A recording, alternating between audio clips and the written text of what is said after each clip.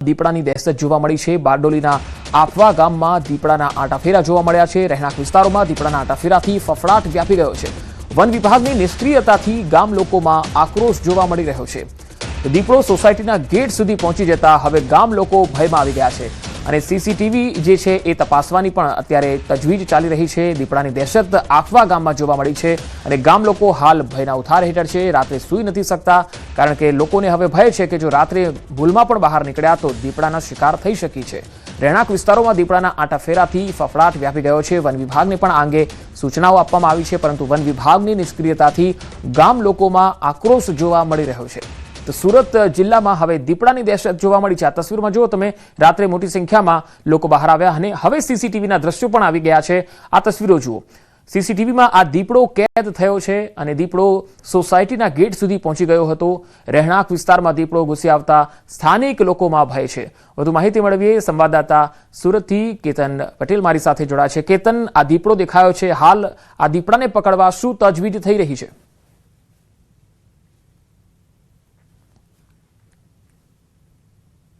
જે આ બારડોલી તાલુકાના આફવા ગામે જે 2 દિવસ પૂર્વે જે દીપડો મેવનસિંહ મોલ્લાની અંદર વાછરડાનું મારણ કરીને સોસાયટીના પાછળના ભાગથી મુખ્ય ગેટ સુધી પ્રવેશતા સોસાયટીના નાકામાં બેઠેલા યુવાનોની નજર પડી હતી। એ યુવાનો તરફ દીપડો આવી રહ્યો હતો, જે અંતર્ગત સ્થાનિક સ્નેહ મિલન સોસાયટીના જે રહીશોમાં એક નાસભાગ મચી જવા પામી હતી। સમગ્ર ઘટના જે દીપડાની દહેશત છે તે દીપડાની અવર જવરના આંટાફેરા પણ સીસીટીવીમાં કેદ થવા પામ્યા છે। અગત્યની વાત એ છે કે સ્થાનિકોએ વન વિભાગને જાણ કરી વન વિભાગે પાંજરો મૂક્યો દીપડાને પકડવા મળતો, પરંતુ મારણ મૂકવાનું ભૂલી જતા ગામજનોએ મારણ મૂક્યું હતું અને ગત રોજ રાત્રિના સમય દરમિયાન સ્થાનિકો મસાલ લઈને સોસાયટી અને ખેતરો સુધી ભંભોળી રહ્યા હતા કે જ્યાં મસાલ જતા દીપડો ગામની અંદર પ્રવેશ નહીં કરી શકે। સળગતી વસ્તુ જોઈને એ અંતર્ગત લોકોમાં એક જાગૃતતા આવી છે, પણ વન વિભાગની નિષ્ક્રિયતા સામે આવી છે કે પાંજરો મૂક્યો, મારણ નહીં મૂક્યું। પાંજરો મૂક્યા બાદ એક પણ અધિકારીઓ ક્યાંક ગામની અંદર આટો થયો છે, બીજી ઘર છે આરોપો સુદ્ધા પણ આ ઘટનાને ગંભીરતાને લઈને ગામની અંદર એક પણ મુલાકાતે ગયા નથી અને સ્થાનિકોમાં ભય છે, વિદ્યાર્થીઓમાં પણ ભય છે। વહેલી સવારે પણ વિદ્યાર્થીઓ સ્કૂલ કોલેજ જતા હોય છે, એવા સમય દરમિયાન પણ સવારના સમયમાં દીપડો દેખાતા વિદ્યાર્થીઓમાં એક ડરનો માહોલ છે। ખેત મજૂરો ખેતીમાં કામ કરવા જતા ડરે છે, તો દિવસ દરમિયાન પણ આંગણવાડી આજુબાજુના વિસ્તારમાં પણ દીપડાએ ગત રોજ આંટાફેરા કર્યા હતા। તે અંતર્ગત આ નાના ભૂલકાઓ છે આંગણવાડીમાં ભરતા હોય છે ને જે આંગણવાડી વર્કરોમાં પણ હાલ આ દીપડા। જી કેતન, આભાર માહિતી આપવા માટે। दक्षिण गुजरात के अंदर खास करने દીપડાની દહેશત જોવા મળી છે। ખાસ કરીને વાત કરવામાં આવે તો સુગર મિલ બંધ થયા બાદ જે દીપડાઓ શેરડીના ખેતરમાં રહેતા રહેણાંક વિસ્તાર તરફ પ્રયાણ કર્યા છે। દ્રશ્ય બતાવવાનો પ્રયાસ કરીશ કે બારડોલી તાલુકાના આફવા ઈસરોલી ગામે જે ગત 2 દિવસ પૂર્વે જે દીપડો દેખાયો હતો, જે અંતર્ગત સ્થાનિકોમાં ભયનો માહોલ જોવા મળ્યો છે। સાથે સ્થાનિકો છે એમની સાથે વાતો કરવાનો પ્રયાસ કરીશું। જી, તમારું નામ? આ દીપડો દેખાયો છે, સીસીટીવીમાં કેદ થયો, કેટલો ભય, શું કહેશો? અમે જ્યારે એ દીપડાને જોયો ત્યારે અમને એવું લાગ્યું કે આ કંઈક જનાવર છે, પણ ત્યાર પછી થોડી વાર પછી અમે એને આઈડેન્ટિફાઈ કરી શક્યા કે આ દીપડો છે। તો જેથી કરીને અમારા બાળકોનું જે રિસ્ક ફેક્ટર છે એ વધુ જણાઈ રહ્યું છે કે એ અમારા માટે ખૂબ જ રિસ્કી છે, કારણ કે અમારા બાળકો અહીંયા ફળિયામાં રમતા હોય છે। હવારમાં 6 વાગે જ્યારે સ્કૂલે ગઈએ ત્યારનો દેખાય દીપડો।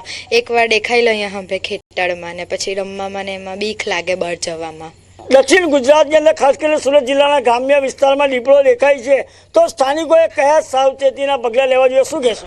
સોસાયટીની અંદર વારંવાર આવે છે, એના માટે આ ચિંતાજનક વાત છે કે દીપડાઓ ખેતર વિસ્તારમાં રહી છે, ગ્રામ્ય વિસ્તારમાં રહી છે। એને ખાવા માટે ડોગ મળે છે, સ્ટ્રીટ ડોગ, અને બકરાઓ મળે છે, મરઘાઓ મળે છે, પણ આ વિસ્તારની અંદર સોસાયટીની અંદર મેં પણ પહેલી વાર સાંભળ્યું છે કે આ વિસ્તારની અંદર પહેલી વાર દીપડો જોવા મળ્યો। વન વિભાગ પર કે પાંજરો મૂકી ગયા, મારણ અમારા મૂકવું પડે, 48 કલાકથી 72 કલાક થવા આવ્યો છતાં પણ વન વિભાગના અધિકારીઓ સ્પોટ ઉપર પાંજરો મૂકી ગયા પછી જોવા નથી મળ્યા। સ્થાનિકોમાં માત્ર ને માત્ર દીપડાની દહેશતને લઈને વિદ્યાર્થીથી લઈને યુવાનોથી લઈને ખેત મજૂરોથી લઈને સમગ્ર ગામની અંદર દીપડાની દહેશત જોતા હાલ લોકોનામાં એક ભયનો માહોલ જોવા મળી રહ્યો છે। કેતન પટેલ, ન્યૂઝ 18 ગુજરાતી, બારડોલી। ખેડૂતો માથે ફરી આવશે માવઠાનું સંકટ. ગુજરાતના હવામાનમાં આવશે પલટો. કમોસમી વરસાદ અંગે અંબાલાલ પટેલે આગાહી કરી છે. માવઠા સાથે કરા પડવાની શક્યતા છે. 16 થી 20 માર્ચ દરમિયાન આ પશ્ચિમી વિક્ષેપો જોવા મળી શકે છે. પશ્ચિમ વિક્ષેપોના કારણે કરા સાથે વરસાદ પડશે.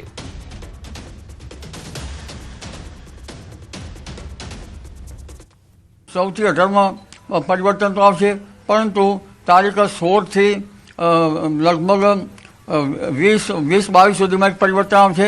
ગુજરાતના ભાગોમાં પણ હવામાન પલટાશે, પરંતુ ગરમી વચ્ચે જ્યારે પશ્ચિમ વિક્ષેપ આવતો હોય છે ત્યારે કરા પડવાની શક્યતા છે. એટલે ગુજરાતના ભાગોમાં લગભગ આ અરસામાં વાયુ સાથે કરા પડવાની શક્યતા છે. તો હવામાન અંગે અંબાલાલ પટેલે કરી આગાહી. પશ્ચિમી વિક્ષેપો આવવાની શક્યતા. પશ્ચિમી વિક્ષેપોને કારણે વાતાવરણ પલટાશે. કચ્છ અને સૌરાષ્ટ્રના ભાગોમાં વાદળો ઘેરાશે. 8 માર્ચ સુધીમાં વાદળછાયું વાતાવરણ રહેશે અને 14 થી 18માં પશ્ચિમ વિક્ષેપોની અસર દેખાશે. પશ્ચિમ વિક્ષેપ આવવાની શક્યતા રહેશે. હમણાં એક પશ્ચિમ વિક્ષેપ છે અને હમણાં લગભગ વાદળો છેક પશ્ચિમ વિક્ષેપમાંથી ઈરાન, ઈરાક થઈ અને છેક ભારત સુધીમાં વાદળો દેખાશે. અને આ વાદળો લગભગ સૌરાષ્ટ્રના ભાગો અને કચ્છના ભાગો ઉપર પણ આજે જણાશે. વાત સુરતની. સુરતમાં પાલિકાની દબાણ હટાવ ઝુંબેશ. કાપોદ્રાથી સરથાણા સુધીના તમામ દબાણો હટાવાઈ રહ્યા છે. આડેધડ પાર્ક કરેલા વાહનો જપ્ત કરાયા.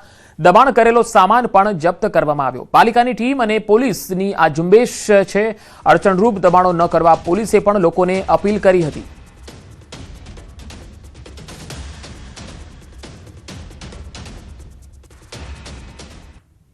Varachha zone traffic police, police station, local police સ્ટેશનની પોલીસ અને એસએમસીની દબાણ ખાતાની ટીમો સાથે સંયુક્ત એક દબાણ હટાવવાની કામગીરી ચાલુ છે. એનું સંધાનની બધી ટીમો સાથે રોડ ઉપર જે દબાણ કર્યા છે એ દબાણ હટાવવાની કામગીરી સંયુક્ત રીતે ચાલુ છે. આ વિસ્તાર હાલ વરાછા ઝોનનો વિસ્તાર, એમાં કપોદરા પોલીસ સ્ટેશન, વરાછા અને આ મહારાણા પ્રતાપ સર્કલ સુધી, વરાછા ઢાળ સુધી રોડ ઉપર જે પણ દબાણો છે ગેરકાયદેસર એ બધા હટાવવાની કામગીરી અત્યારે ચાલુ છે.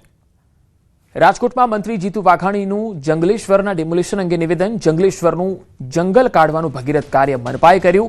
2 નંબરના ધંધા થતા હોય તેના દબાણોને દૂર કરવાનું કામ કર્યું હોય. અત્યાર સુધી ન થયું હોય એવું કામ સૌરાષ્ટ્રમાં થયું. આવા કામો ચાલુ જ રહેવાના છે, કોઈને છોડવાના નથી. લોકોને મુશ્કેલી પડતી હોય તો તેને દૂર કરવાનું કામ કર્યું. લોકોના મનમાં જંગલેશ્વર પ્રત્યે ભય હતો, લોકોએ પણ સહયોગ આપ્યો છે. સામાન્ય લોકો કામ ધંધો કરતા હોય, નોકરી કરતા હોય, એમને મેં પૂછ્યું હતું કે જંગલેશ્વરનું શું છે. મને કહે છે ત્યાં તો બહુ બધા ખરાબ કામો થાય છે અને એ પણ કેટલાક લોકોને હાલવાની સુવિધાઓમાં નડતર થાય છે. એ અઘરું કામ હતું, પણ હું રાજકોટની જનતાનો પણ આભાર માનું છું, અભિનંદન આપું છું કે એમણે પણ આ કાર્યની અંદર સહયોગ કર્યો છે, એમણે પણ મનોબળ પૂરું પાડ્યું છે. રાજ્યમાં પશુઓના ચરિયાણ માટેની ગૌચર જમીન પર ભૂમાફિયાઓ અને વગદાર લોકોએ પગપેસારો કર્યો છે, જેમાં પોરબંદર જિલ્લો સમગ્ર રાજ્યમાં સૌથી વધુ દબાણો સાથે પહેલા નંબરે આવ્યો છે. વિધાનસભા ગૃહમાં પૂછાયેલા એક પ્રશ્નના લેખિત જવાબમાં સરકારે સ્વીકાર્યું છે કે રાજ્યભરમાં કુલ 7,653 જેટલા દબાણો નોંધાયા છે. ગાંધીજીની જન્મભૂમિ એવા પોરબંદરમાં સૌથી વધુ 1,900 કરતાં વધારે દબાણો તો માત્ર ચોપડે જ નોંધાયા છે. પરંતુ આ આંકડાથી અનેક ગણા ગૌચરની જમીન પર દબાણો થયા છે, જે સાબિત કરે છે કે અહીં પશુઓ માટે ફાળવેલી જમીન પર તંત્રની રહેમનજર હેઠળ દબાણો ફૂલી ફાલી રહ્યા છે. ગૌચર દબાણો સામે લડત ચલાવતા સામાજિક આગેવાનોનો આરોપ છે કે આરટીઆઈ અને અનેક રજૂઆત કરવા છતાં કોઈ જ કાર્યવાહી થતી નથી. ગૌચરના દબાણો હટાવવા માટે થઈ અને ઓછામાં ઓછો 1.5 વર્ષથી આ ટ્રાય કરું છું. આરટીઆઈથી માહિતી લઉં છું. માહિતીના આધારે દરેક તાલુકા વિકાસ અધિકારીએ મંત્રીઓને અને સરપંચોને નોટિસો કરેલી છે, પણ નોટિસની બજવણી ખાલી ઉપરછડી થાય છે. આખા જિલ્લાની અંદર 19,433 હેક્ટર દબાણ થયેલું છે. મારી માંગ એક જ છે કે ગૌચરા ખાલી થઈ જવા જોઈએ, બીજું કાંઈ નથી માંગવાની.